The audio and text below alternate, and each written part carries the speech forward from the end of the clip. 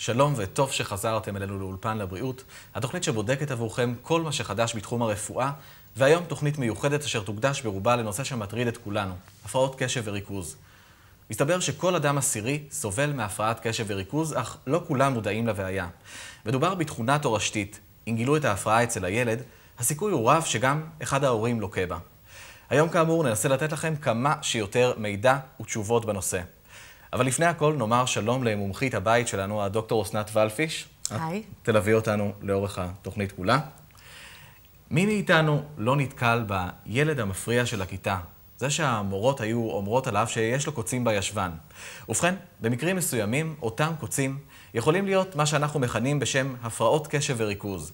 מדובר בהפרעה שמנהלת לסובלים ממנה את החיים. הטיפול בה צריך להינטל כבר בגיל צעיר. היום נבדוק האם ניתן לטפל גם בגיל מבוגר, מה הקשר בין צפייה בטלוויזיה להפרעת קשב, ועד כמה הריטלין יעיל בטיפול בהפרעות קשב.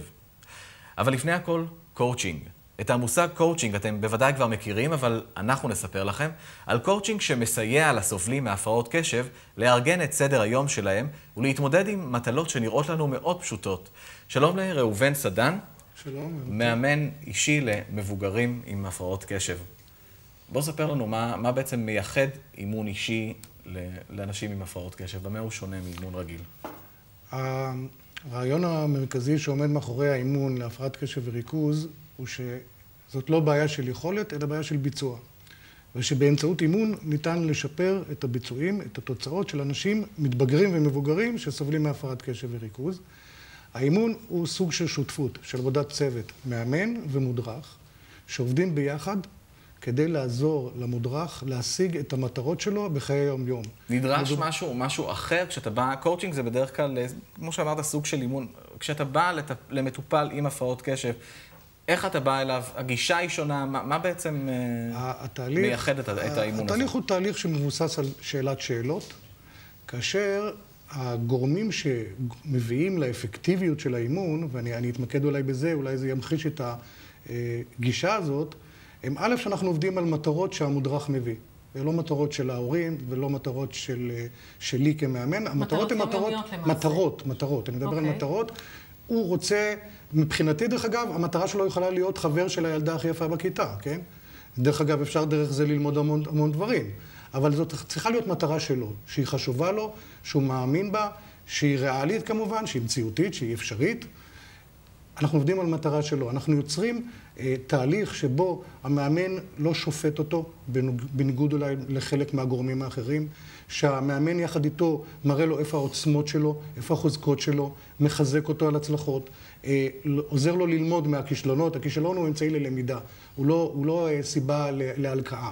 אבל ניתן בעצם להכניס אדם שיש לו קושי בריכוז וקושי בהתמדה לתוך מסגרת כזו שדורשת התמדה?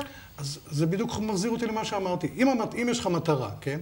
ואותו אדם, מאמן, עוזר לך להשיג מטרה, והמטרה יכולה להיות מטרה, ברגע שהיא מטרה שלך, היא חשובה לך, אתה תעשה את זה. ילדים עם ADHD, ברגע שיש להם מטרה משלהם, יקומו ב-6 בבוקר לבית ספר, אם יש שם פגישה של מועצת תלמידים ב-7, כן? והם ילכו לחוג ג'ודו, כי הם טובים בג'ודו וכי הם חווים שם חוויות של הצלחה. כלומר, ברגע שזה נעשה חשוב לו... בטח, ברגע שזה חשוב, הוא חווה שם חוויות של הצלחה, הוא מרגיש שטוב לו, הוא נהנה מזה, אין שום סיבה שהוא לא יתמיד בזה. אתה מדבר על ילדים ונוער, אתה עובד עם בני נוער. אני עובד בעיקר עם מתבגרים ומבוגרים. עם מתבגרים.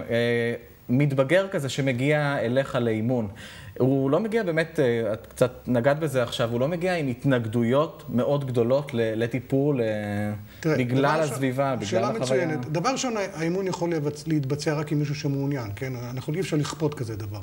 יחד עם זה, אני חייב לציין שאני חושב שאימון הוא יחסית פורמט ידידותי. אם נשווה את זה לפסיכולוג או לפסיכיאטר, אנחנו מדברים על משהו שמבחינת המתבגר לפחות, אני חושב, הוא נשמע פחות מאיים, פחות נכנס לפינות שהוא לא כל כך רוצה להיכנס אליהם, ידידותי. ואם זה עוד עובד איתו על המטרות שלו, אז בכלל מה טוב. כמה זמן נמשך תהליך טיפולי כזה? לא טיפול פרטני, אלא כל התהליך? זה יכול להיות בטווח די רחב, זה יכול להיות מ3 חודשים, חודשיים, 3 חודשים במינימום, פחות מזה זה באמת קשה לעשות שינוי, ועד שנה, שנתיים. דרך אגב, אצל מתבגרים התהליך הוא יותר מהיר מאשר למשל מבוגרים, כן?